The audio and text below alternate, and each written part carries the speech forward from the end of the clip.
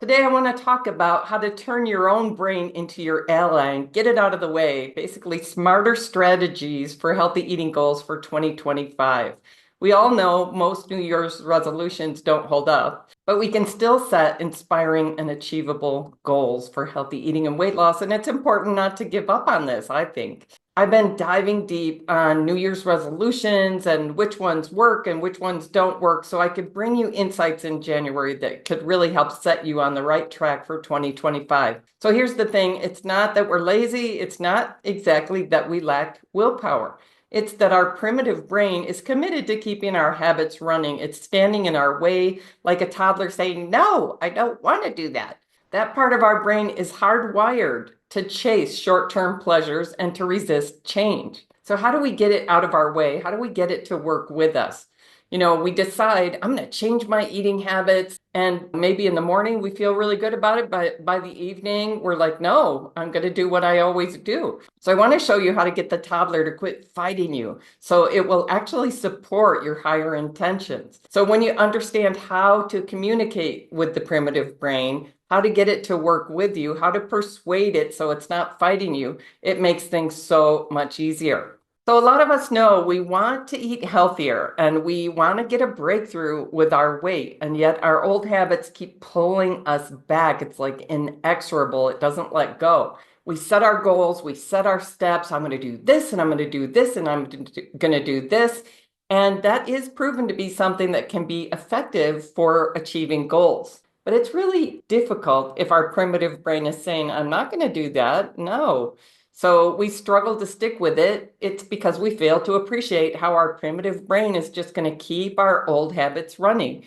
Eating and drinking are very entrenched habits. So to change those is not just going to happen by writing it down on paper, right? We tell it we're changing our habits and it says, no, we're keeping our habits going.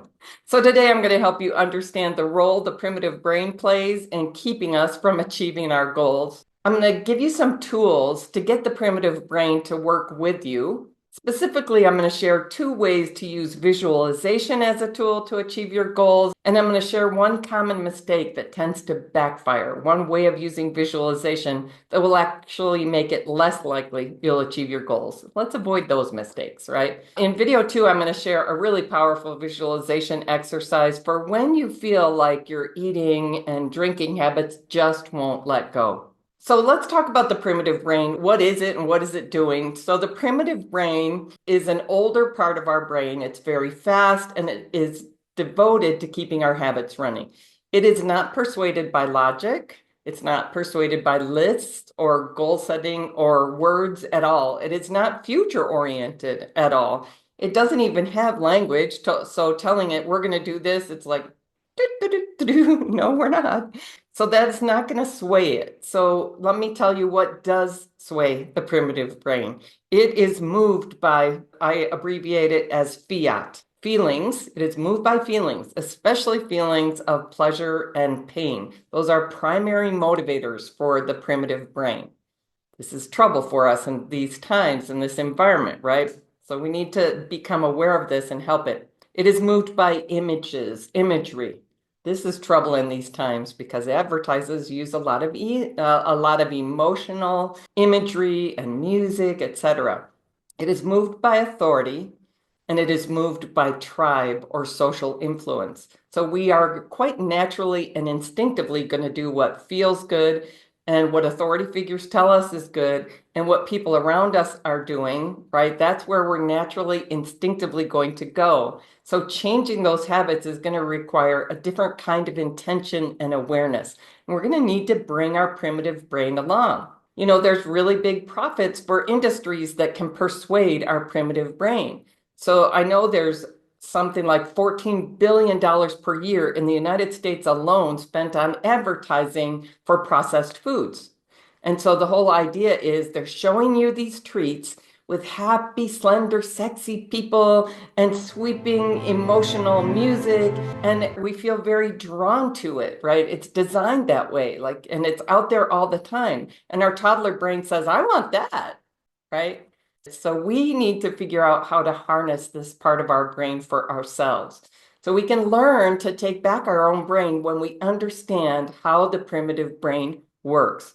We understand what it cares about. We can learn to persuade it to come along with us. I've seen this many times in the Slender for Good community. I've seen it in myself.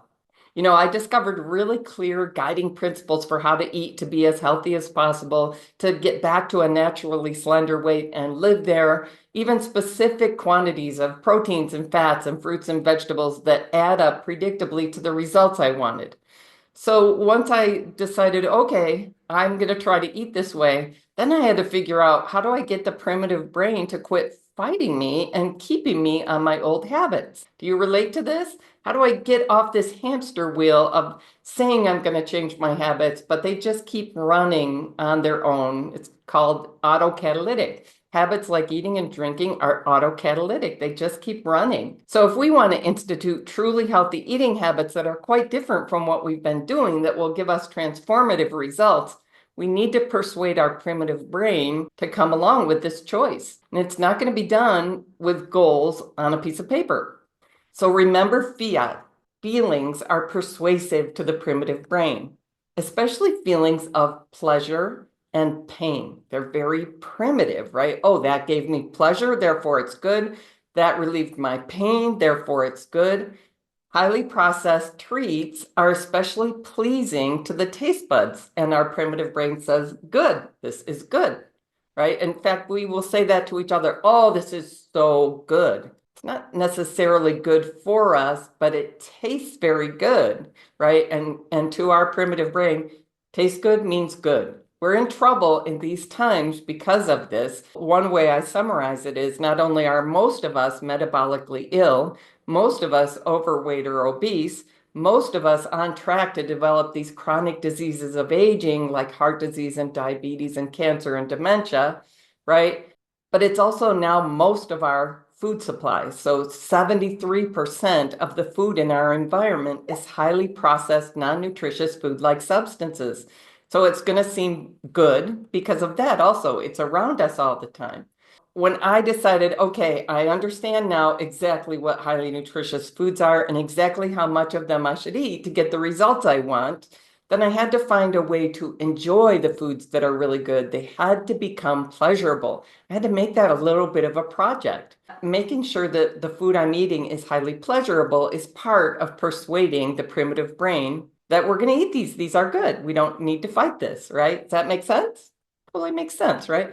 I know the amount of vegetables that add up to great results were more than I was used to eating. They tend to be anywhere from 4 to 10 times the quantities that people are eating. And it's absolutely life-changing. You don't feel hungry between meals because your body's getting the nutrition it needs. All these health issues reversed for me, but I had to figure out how to enjoy them. Now it's not difficult at all. It was just a little bit of a project. They weren't naturally going to be as enjoyable as processed foods that are super engineered to be extra pleasing.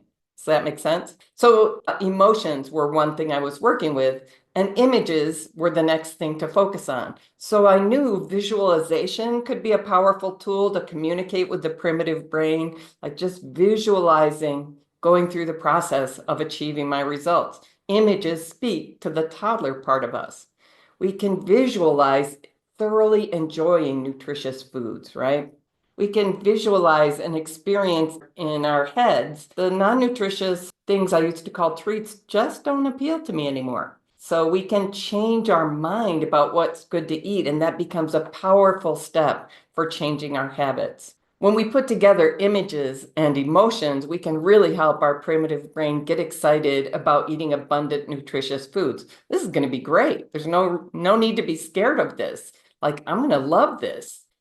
So there's a powerful visualization exercise I'm going to share with you in the next video in part 2. It's really been super helpful to a lot of us trying to change our eating and drinking, but just feeling stuck in our old habits.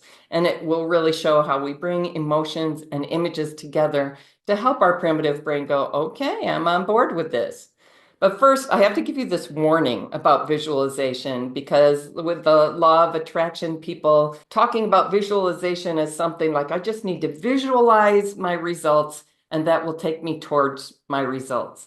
And this isn't exactly right. And it can be a big mistake to just visualize achieving your goals. It can be a good place to start. Like I can visualize losing all the weight and all the clothes in my closet fit, and I don't feel like I have to hide my body anymore. And I'm very comfortable and confident whether I'm in front of the board or I'm on a date. Like I can visualize all these great results. If I do that and I don't visualize taking the actions to get there, I'm actually less likely to be able to achieve my results. I can tell you a little bit about how we find that in the research. College students getting ready to take an exam. Let's say they know they're going to take an exam at the end of a class, and we have a group of them visualize getting an A on the exam. And we have another group of them visualize getting an A on the exam, but visualizing themselves doing the studying, doing the work, really taking the actions it will take to get that A. This group gets worse grades than they were going to get. And this group is much more likely to get better grades than they were going to get, much closer to an A. So I'd love to hear your experience with this. When have you struggled to interrupt your habits, and how long did it go on? And did you feel like some part of you was fighting you? Share a comment, and also make sure to like and subscribe if you want to keep getting content on healthy eating and habit change and sustainable weight loss. So that's the warning about visualization that hurts rather than helps. Just visualizing achieving your goals, arriving at the finish line, can actually make it less likely to achieve your goals. Our brain can't exactly distinguish between doing something and visualizing doing it. So let me know if you want to know how we know that. Visualizing our goals gives us the happy emotions that we were wanting, that were the reasons why we set this goal in the first place. So now that I'm having those happy feelings of visualizing achieving it, I don't have to change my habits anymore. I'm already there. Have you ever experienced this? You buy a weight loss program, and like from the moment you put down the money, you can visualize the results. And pretty soon you're like, but I'm not changing my behavior at all, so I don't know if I'm going to actually get those results, right?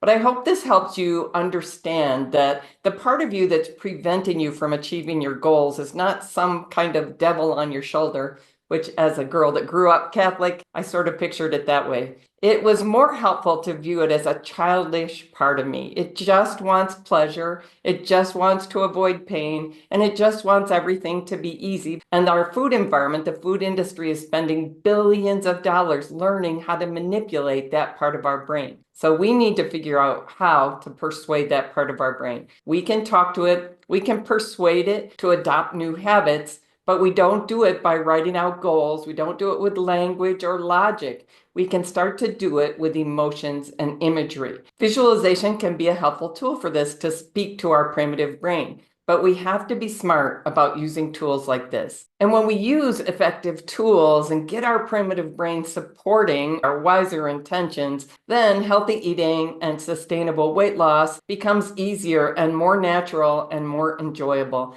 I really can't wait for you to experience this. It's so much easier than dieting. It's so much more effective than dieting, and it's so much more natural. And if you want to dive deeper and explore how you can be a Slender for Good rock star and get the coaching and guidance and supportive community that will make it all easier for you, learning to use tools like goal setting and visualization in ways that help instead of making things worse, let's get on a call together. I'd love to explore with you how to make 2025 your breakthrough year.